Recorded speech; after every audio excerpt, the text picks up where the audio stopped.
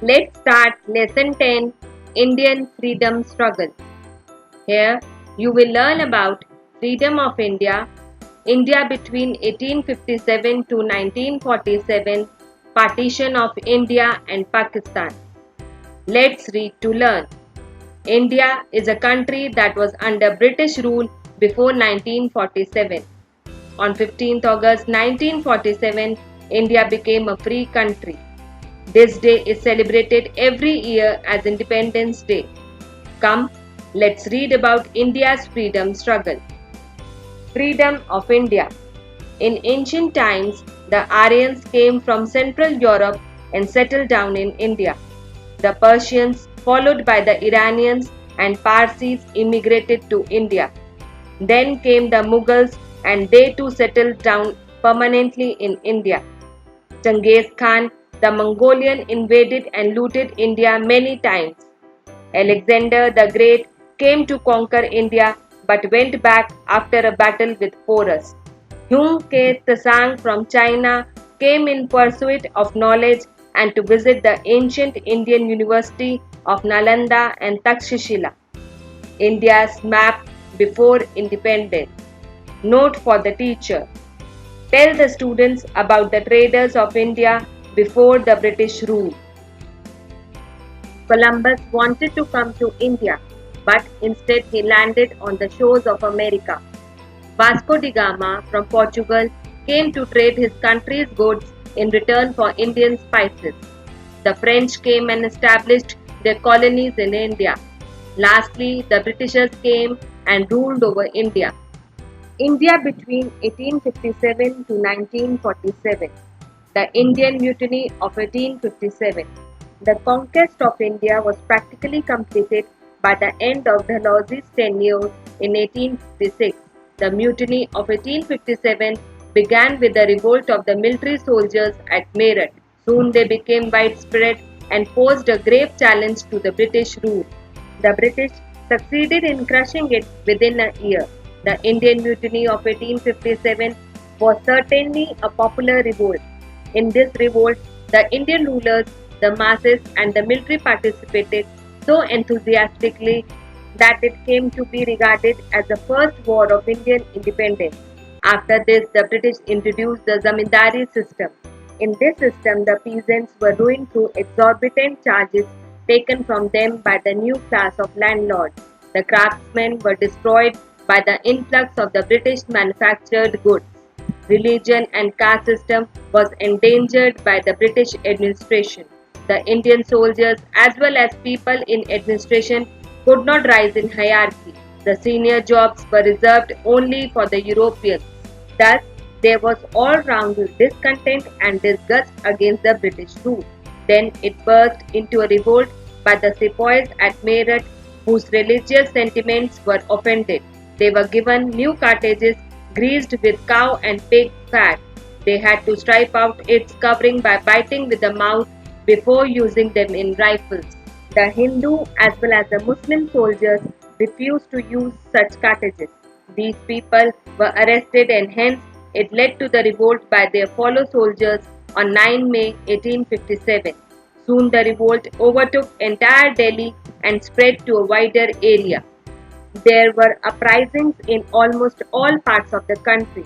The most ferocious battles were fought in Delhi, Awadh, Rohilkhand, Bundelkhand, Allahabad, Agra, Meerut, and western Bihar.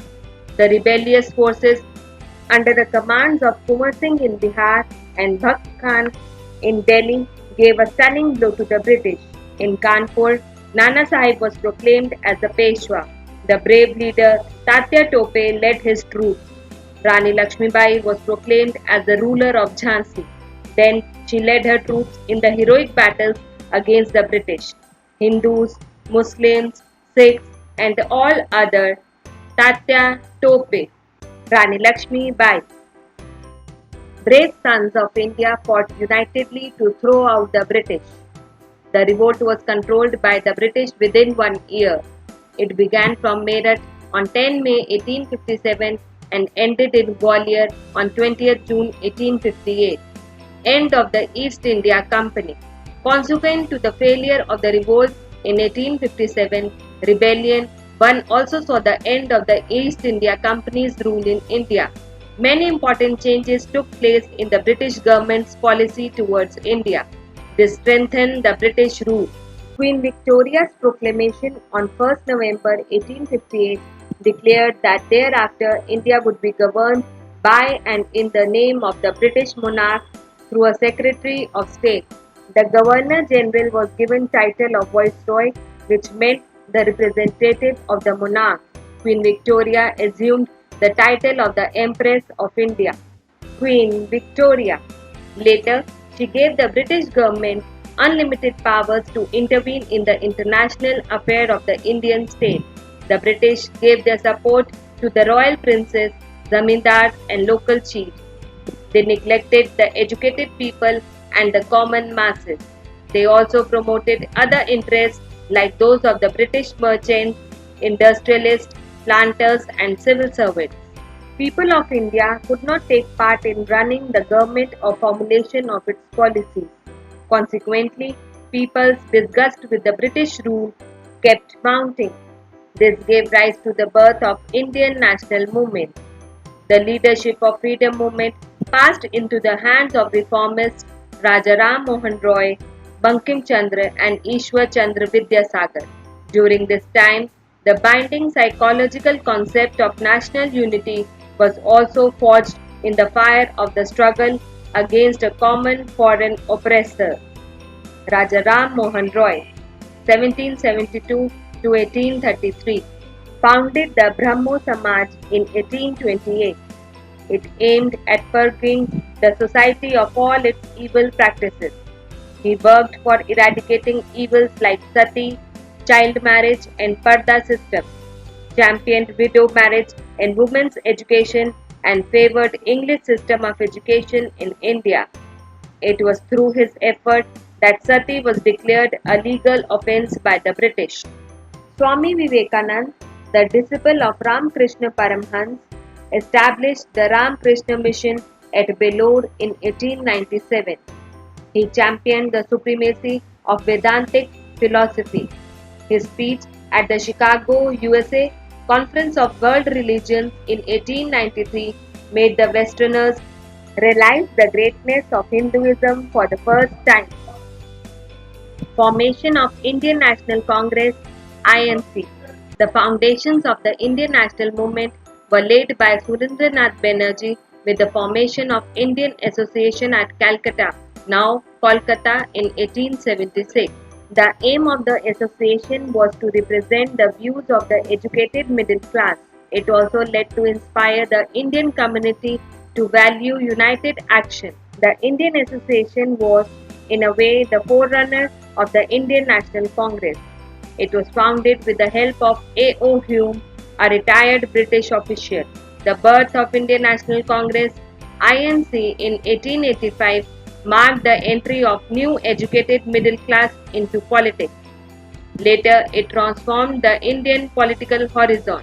The first session of the Indian National Congress was held in Bombay, now Mumbai, in December 1885 under the presidency of Bhumesh Chandra Banerjee.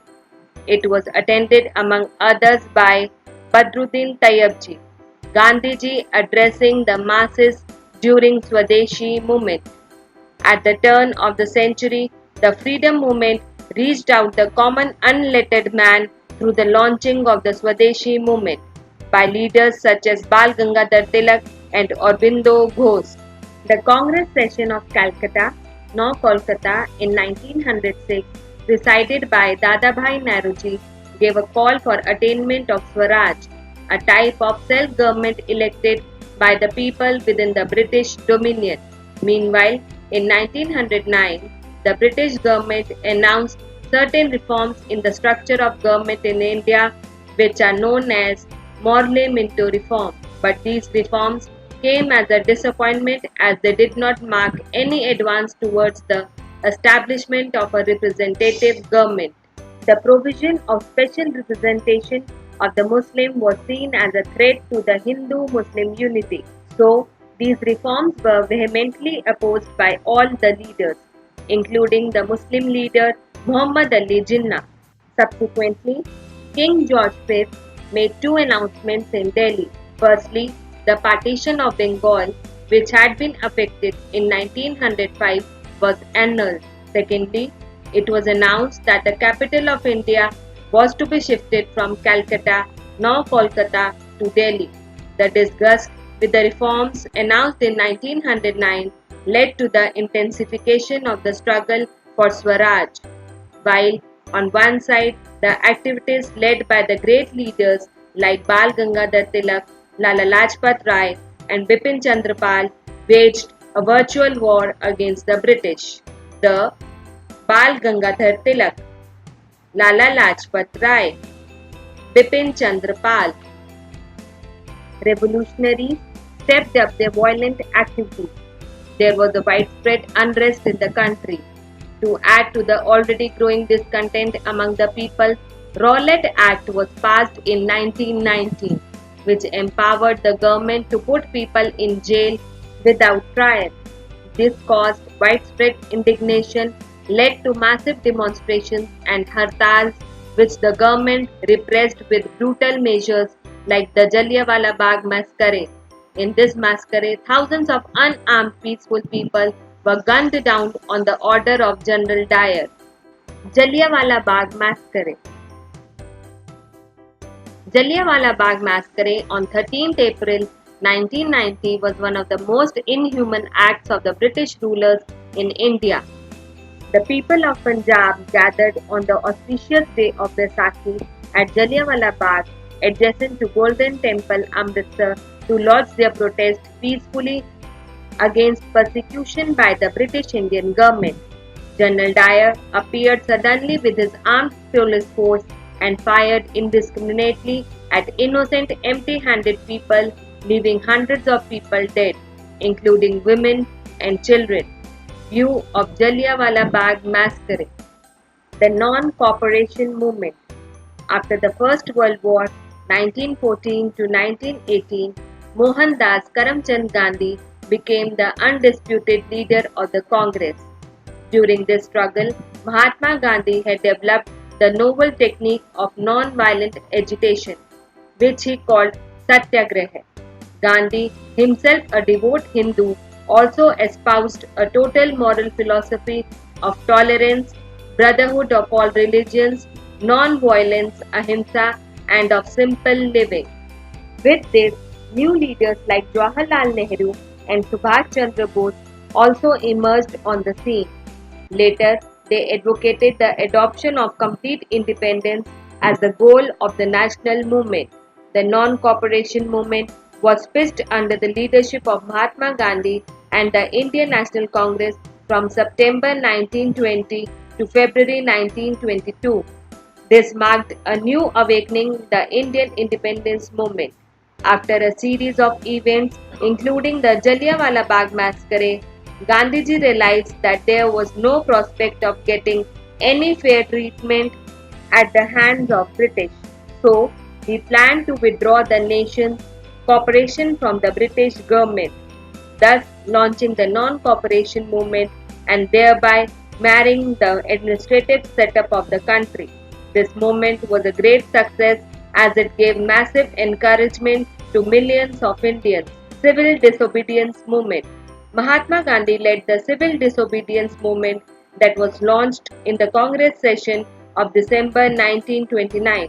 The aim of this movement was a complete disobedience of the orders of the British government. During this movement, it was decided that India would celebrate 26 January as Independence Day all over the world. On 26 January 1930, meetings were held all over the country and the Congress tricolour was hoisted. The British government tried to repress the movement and resorted to brutal firing, killing hundreds of people.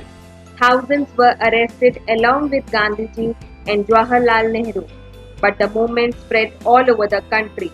Following this, roundtable conferences were arranged by the British and Gandhiji attended the second roundtable conference at London. But nothing came out of the conference and the civil disobedience movement was revived.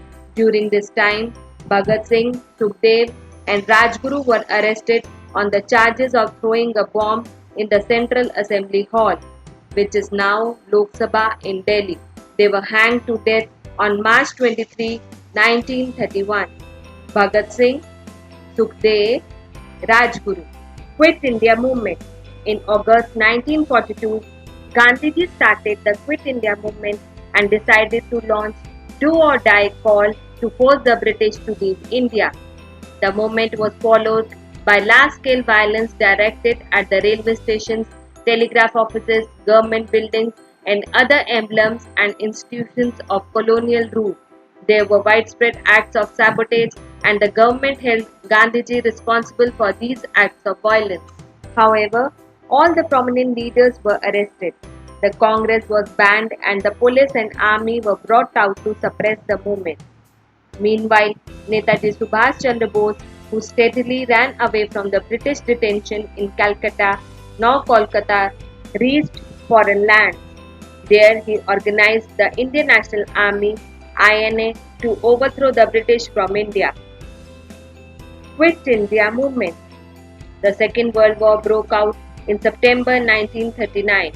Without consulting the Indian leaders, India was declared a warring state on behalf of the British by the Governor General. Subhash Chandra Bose, with help of Japan, proceeded fighting the British forces. They not only freed Andaman and Nicobar Islands from the Britishers but also entered the northeastern border of India. But in 1945, Japan was defeated and Netaji proceeded from Japan through an aeroplane to a place of safety but met with an accident. He died in that air crash itself. "Give me blood and I shall give you freedom" was one of the most popular statements made by him, where he urges the people of India to join him in his freedom movement. Partition of India and Pakistan. Dr. Rajendra Prasad, Pandit Jawaharlal Nehru. At the conclusion of the Second World War, the Labour Party under Prime Minister Clement Richard Attlee came to power in Britain. The Labour Party was largely sympathetic towards Indian people for freedom. A cabinet mission was sent to India in March 1946, which proposed the formation of an interim government. It also convened the Constituent Assembly comprising members elected by the provincial legislature and nominees of the Indian states. An interim government was formed headed by Jawaharlal Nehru. However, the Muslim League refused to participate in the deliberations of the Constituent Assembly. They pressed for the separate state for Pakistan.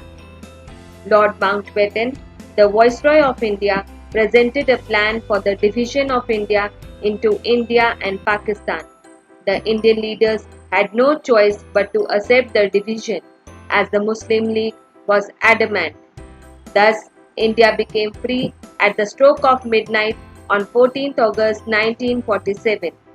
Since then, every year, India celebrates its independence on 15th August. Jawaharlal Nehru became the first Prime Minister of Free India and continued his term till 1964. Giving voice to the sentiments of the nation, Prime Minister Pandit Jawaharlal Nehru said, "Long years ago, we made a tryst with destiny, and now the time comes when we will redeem our pledge, not wholly or in full measure, but very substantially. At the stroke of the midnight hour, when the world sleeps, India will awake to life and freedom. A moment comes, which comes but rarely in history, when we step out from the old to the new, when an age ends, and when the soul of a nation, long suppressed, finds utterance. We end today a period of ill fortune, and India discovers herself again." Earlier, a Constituent Assembly was formed in July 1946 to frame the Constitution of India. Dr. Rajendra Prasad was elected its president. The Constitution of India, which was adopted by the Constituent Assembly on 26 November 1949. On 26 January 1950, the Constitution came into force. Dr. Bhimrao Ambedkar and the original text of the preamble before the 42nd Amendment of the Constitution.